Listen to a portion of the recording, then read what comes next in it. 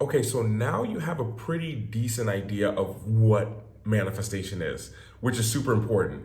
And what I want to do in this video is I want to give you a couple of key aspects, or basically one that no one ever talks about. If you're familiar, I'm pretty sure you're familiar with manifestation.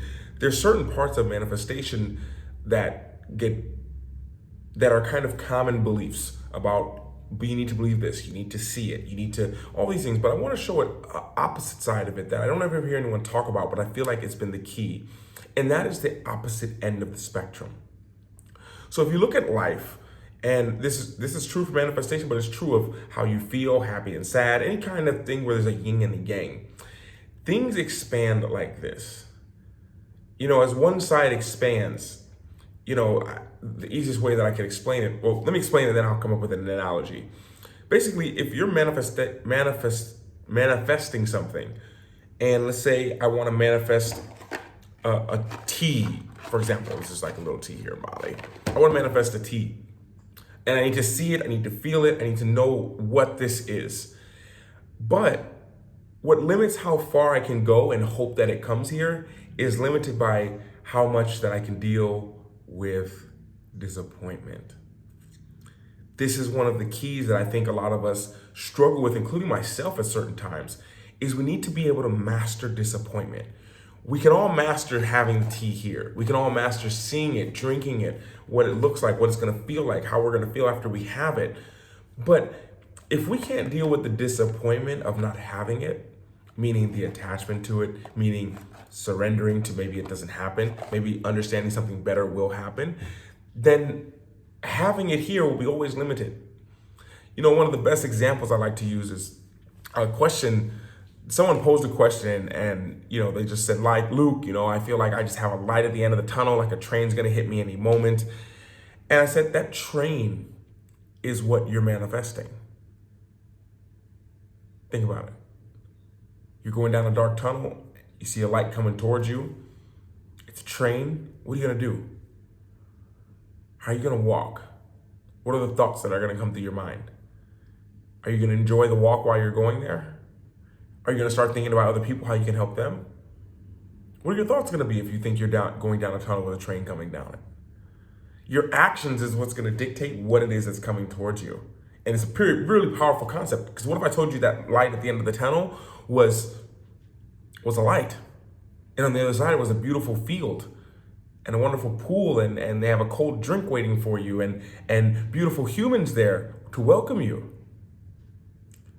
How do you walk down that tunnel then? What are you thinking about as you're walking down the tunnel? Are you enjoying yourself?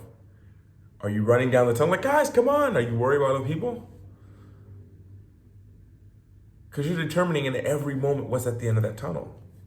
Because your actions, your thoughts and feelings, they lead to you to take certain actions. And by the actions you take, determine what it is that you see coming. I know that's a little bit deep for this, but if you can grasp this concept, oh my gosh. Let's use one more. There was a time when I was like, I had this belief about money that it made me evil and made me a bad person. Therefore, I never had the great amounts that I truly wanted, which is a very common belief most people have. But what I realized is I broke down that barrier of belief, because I realized that money can help a lot of people. A lot of people, that's a resource that they could use for good right now. So I broke down that barrier and I got past, okay, money's great to have. And as I thought about this, I thought about numbers for money. I remember starting something really small, like if I, had like maybe $5,000. Let's say $1,000, keep it simple. $1,000. I wanted to make $1,000 doing something, and it didn't happen for a while. Like I wanted it to happen a certain way.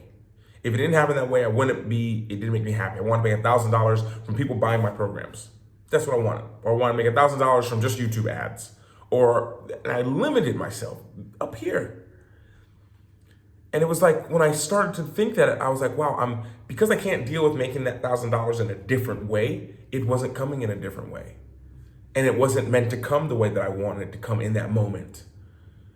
And when I let go of needing it to come this way, and like, fine, I'll take it how it comes, it started to come from amazing places that I never dreamed of, from people in my audience, from random sponsorship deals to Random opportunities that people ask me to do for them, giving services to people, like consulting services. And then that started to come in.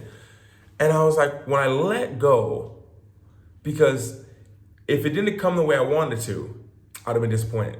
And I didn't want to feel that way. So I limited myself to the way that I wanted it to come. And, I realized when I did that and I let go of that, it just started to come in. All these things that I wanted, it came in through different ways, through different resources. Like I wanted to get into a place. I need this money to get into a place, but instead it came in through a different way. I didn't need the money. I met someone who got me in there. And I didn't limit myself. We limit ourselves so much because we'll feel disappointed if it doesn't happen that way. So how you're able to deal with that disappointment, that's what moves the spectrum. And it moves like this. It's not like, oh, I can manifest a bigger house. I can manifest this. I can manifest this. But I can't deal with the disappointment of not being able to pay a light bill. I can't deal with the disappointment of maybe I lose that home. So, it goes this way. So it shrinks even more. But things move together. This is how it moves. And if they get out of balance, they always come back to balance. All the time. From zero, they always come back to balance. Either that comes here and it's taken away, or this comes here and then you finally expand to this. Now you can hold a lot more. And one of the last things I'll say, because this became my next block, is when I was like, it'd be cool to make $5,000. Like, if I could make that, that'd be really awesome. And I wanted to make it like in a day. Like I wanted it to happen just like this, with minimal effort. I don't care how it came in. This is what I want to make. And, it didn't happen for a while. And I realized and now I look at it in retrospect, because of what I'm able to deal with now, is at that time, I couldn't deal with losing $1,000. Losing $1,000 terrified me. And if you get $5,000, especially if you're investing or something like this, there's going to be days when you lose $1,000. I mean, you don't want it to happen, but that's how it happens, but everything balances itself out. But because I couldn't deal with that disappointment, it was like my subconscious never let me to have that because I couldn't deal with it. And, I've since then, this was months ago, since then I've had even bigger dreams, bigger things that I've wanted to accomplish. And my container can hold much more. I wish that it was only thousands of dollars I lost, but there's some times I lost a lot more. And I look back, I woke up today and, investments weren't the most beautiful. I lost a significant amount of money. In fact, I lost more money than a year ago that I'd ever had. But